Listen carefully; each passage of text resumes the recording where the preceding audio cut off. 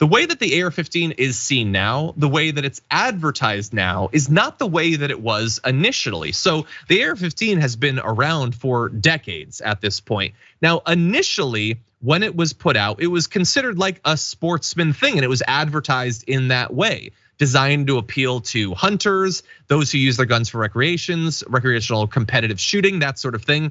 In fact, if you look at this is from the Post 1964 magazine, or I should say newspaper advertisement that they founded, Guns Magazine. This is the Colt AR-15 Sporter, and you can see it's a superb hunting partner, okay? You get this, you got your hat, you got your lantern, your binoculars, and you go hunting with the thing. Now, do you actually need an AR-15 to successfully hunt? Of course not, but they would love to sell you one to use it in that way. Well, as over the course of the decades that passed, 2 or 3 decades passed, people are really concerned about crime and all of that.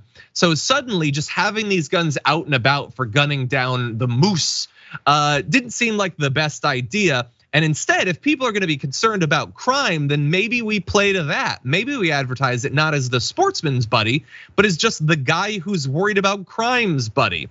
And so they tended to market the gun as being like the sort of thing that law enforcement would use. You too could protect yourself the way that cops would, and you can see examples of that. So take a look at this advertisement again from Colt. New, the AR-15 is now available in 9mm, as I alluded to earlier. It's available in a number of different calibers. And so it's sort of being affiliated with law enforcement there, which also, by the way, gives it the aura of a thing that should naturally be legal. If this is a thing that cops are using, that the FBI is using, then how bad could it possibly be? But that is not the way that it actually worked out for decades. We get a more dangerous time. We get assault rifles like the AR-15 being used in mass shootings.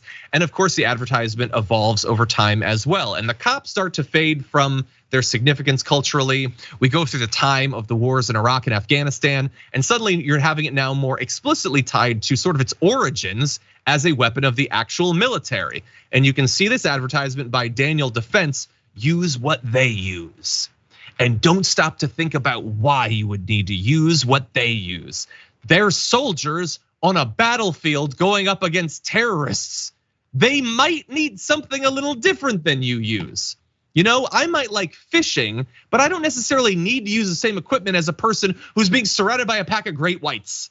That's a different situation. It merits different tools, but it is a very successful, I think a very intriguing way to advertise a product. Why not use what the professionals use? That's how shoes are marketed. That's how tennis rackets are marketed. Why shouldn't rifles be marketed in that way as well? And so that was popular for some time, affiliating it with the soldiers. But as we move into the modern era, as right-wing media gets more and more of America's men to be deeply insecure about their role in society, then maybe we just, play to their masculinity and their concerns about that. And so Bushmaster put out this, you might recall this ad, consider your man card reissued. Was it taken away? I didn't know that I had lost my ability to be a man. Please, oh please give me whatever lump of plastic and metal allows me to be me again. But that's what they did. And by the way, it wasn't just the manufacturers saying, well, to be a man, you gotta have one of these guns. Politicians played into it too. You remember this ad? A few things I enjoy more than on weekends, cooking breakfast with the family. Of course, in Texas, we cook bacon a little differently than most folks.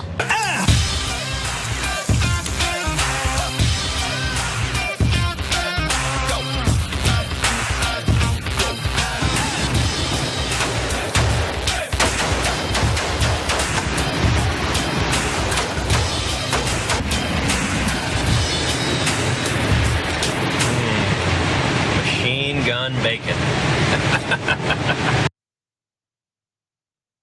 Consider your man card de-issued.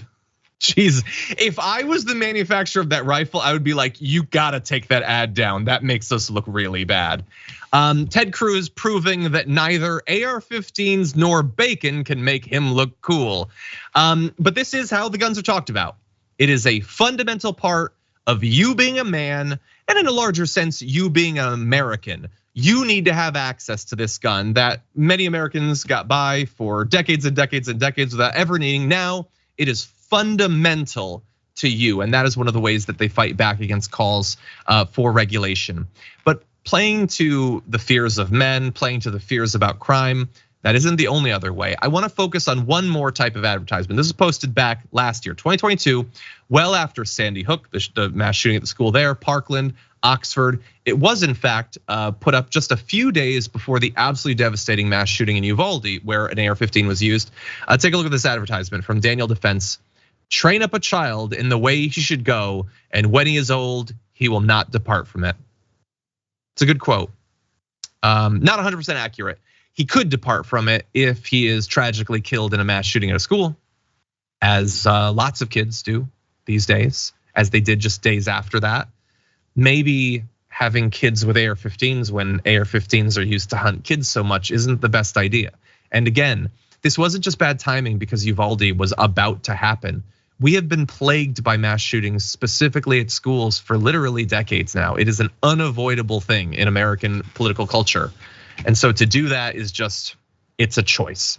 It's a choice.